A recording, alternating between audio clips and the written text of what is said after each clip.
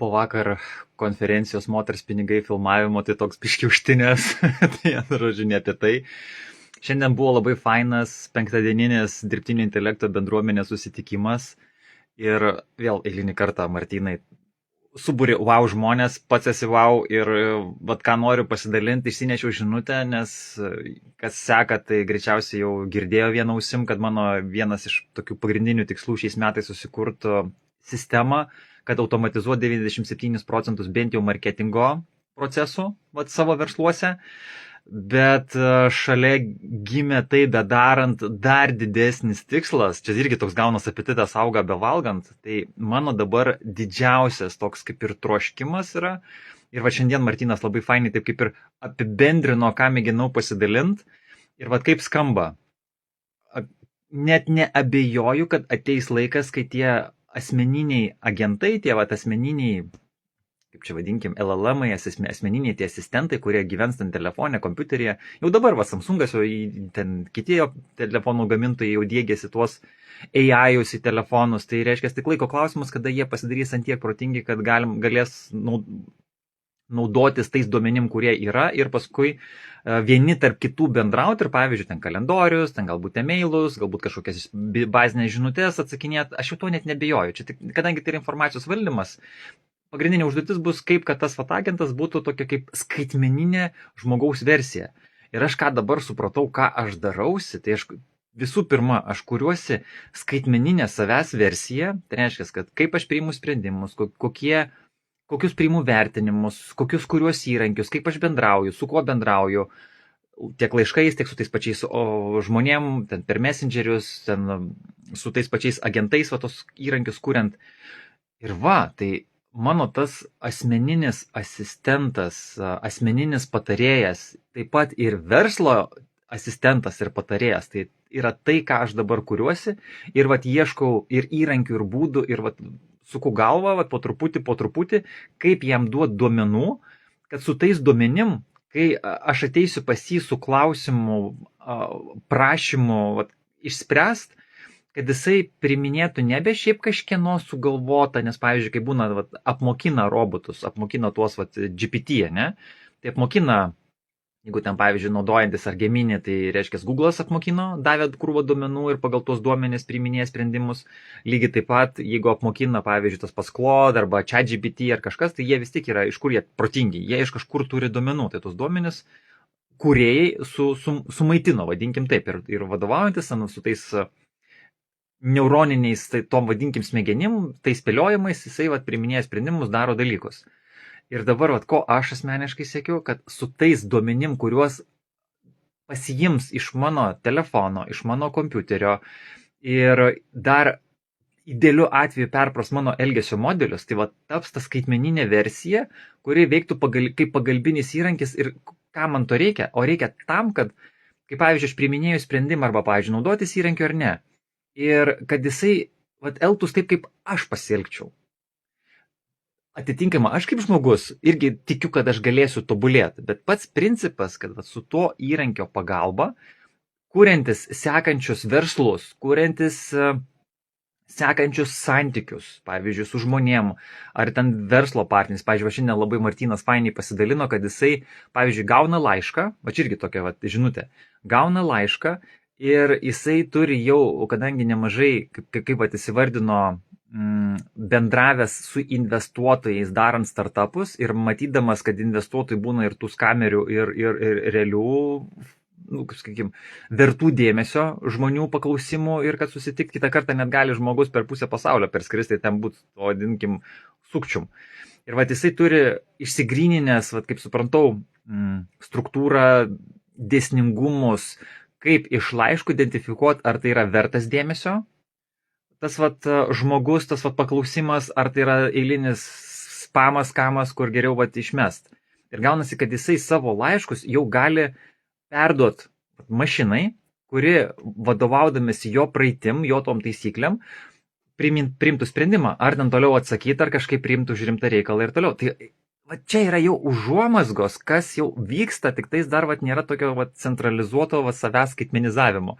Tai supratau, kad mano dabar vat yra ne tik tai optimizuoti procesus, kad marketingo ten verslo procesai būtų, kur nereikalingas žmogus, kad sistema mašina padarytų ir tai padarys daug greičiau.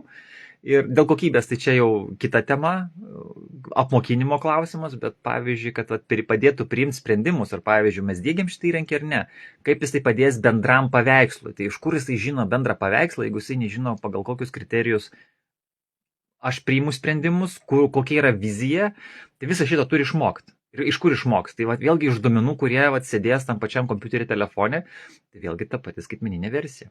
Tai žodžiu, tokie man pamastymai. Ir pavyzdžiui, vakar, kai filmavau tos Moters pinigai konferenciją, ačiū Ernestui už pasitikėjimą, ir man labai surezonavo du dalykai. 2 pranešimai buvo tokie wow, dėl kurių verta tikrai pažiūrėti. Aš tik tais merginos neįvardinsiu, jinai dalinosi, kaip per metus 400 000 eurų uždirbo ir kaip jinai vietoj to, kad dabar, pavyzdžiui, organizuoja pati konferenciją ir kad bilietų, pinigų surinkimo, bilietų pardavinėjimo, apskritai visą sistemą, jinai susivaipkodino pati. Iš esmės, kaip jos teigimu, ant scenos, kad visiems dalinosi, kad sutaupė jau minimum 10 000 eurų už paslaugą. Ok, tai čia jau žmogus, neturėdamas programavimo žinių, tai padarė, aš ją pilnai suprantu, nes aš tą darausi tik tais kitom užduotim. Tai tas dirbtinio intelekto panaudojimas, jau jinai tiesiog fiziškai parodė, kaip jinai sutaupė. Ne visi klausė, suprato jo žinutę, nes kaip nesusidūręs galbūt nepamato tų tarpinių veiksmų, kuriuos turi atlikti, bet kadangi aš juos jau praėjęs, tai suprantu, kad ką jinai pasidarė, taip gali pasidaryti bet kas. Ir tai čia irgi ne apie tai. Reiškia, kad verta eiti į šitą dirbtinio intelekto panaudojimą savo kaip asistento, savo pinigų sutaupimo mašiną, tai taip. O Laursas, Ilja, tai pasidalino labai fainą žinutę, kad čia tik laiko klausimas, kada žmogaus kūriama vertė bus tiesiog nebereikalinga. Iš našumo pusės, per visus parametrus. Iš esmės, mes esam riboti. Tai kur link, tai kas dar gali būti aktualu ir svarbu, kur jo žinutė ir kas man labai patiko, tai kad netgi man dabar asmeniškai, kaip panaudot tiek tos pačius robotus, su kuriais aš turiu reikalų, kuriuos tobulinuosi, ir kaip išnaudot investavimui. Vienintelis, kas dar yra svarbu taip ilgalaikiai perspektyvai, ir tai koreliuoja su mano asmeniniais, jeigu taip žiūrėt 20 metų į priekį, ko aš siekiu, ko aš noriu ir kur link einu su dabartiniais pasirinkimais, tai jisai papildė, aš manau, kad tiesiog paankstino jo pranešimas mano kelionę, kad daugiau skir dėmesio investavimui į akcijas ir apskritai supratimui, kas vyksta rinkoje per įmonių vertinimo prizmę. Tai šitas jo pranešimas, aš tikiu, kad irgi daugam galėjo būti nepakeliui, čia apie investavimą, kažkur kažkas Norvegijoje, kažkur ten pasauliniai ten statistika, kaip tenais per paskutinius 50 metų, kaip atlyginimai realiai, technologinė pažanga turėtų žmogų padaryti daug našesnį, pažangesnį ir vis dėlto turėtų gyventi geriau, o pasirodo nifiga, tai yra tik per 50, per 100 metų tik 15% padidėjo vertinant augimą, progresavimą ir visą kitą, kad žmogaus gaunama vertė už darbą ten padidėjo tik 15%. O vertė už investicijas ten yra raunų stogą. Ir aš, pavyzdžiui, aš asmeniškai neinvestuoju ir aš suprantu, kad čia yra mano riboklis, nes aš to nesuprantu ir jo buvo tokia pagrindinė žinutė domėtis. Tai vėlgi, aš esu ribotas, žinau, kad internetas visagalis, jau ten galima to informacijos rasti. Dabar vėlgi, kaip priims sprendimus, ką? Tai sugalvojau, kad mano dabar tas asistentas, kurį tas patarėjas, kad jis būtų ne tik mano asmeninis verslų planavimo, bet dar ir finansų. Tai labai aštriai išgirdau jo tą žinutę, kad yra labai didelė rizika, ten jau nekalbant apie visokias ten pensijas, nes jis nuo pensijų pradėjo.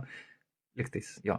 Tai, žodžiu, investavimo tema nebe taip, kad aš dabar investuoju į savo verslus, į žinias, į kūrimosi, bet buvo jo paskatinimas pradėti domėtis, o kokie rinkos dėsniai veikia investavimo darbui su įmonė. Žodžiu, tai tokia žinutė, asmeninis asistentas, verslo patarėjas ir finansų analitikas, konsultantas ir pagalbinis būsimos gerovės užtikrinimui. O kažkaip taip. Aš Darius, video ambasadorius, linkiu klestėt. Ate. Mhm. Mhm.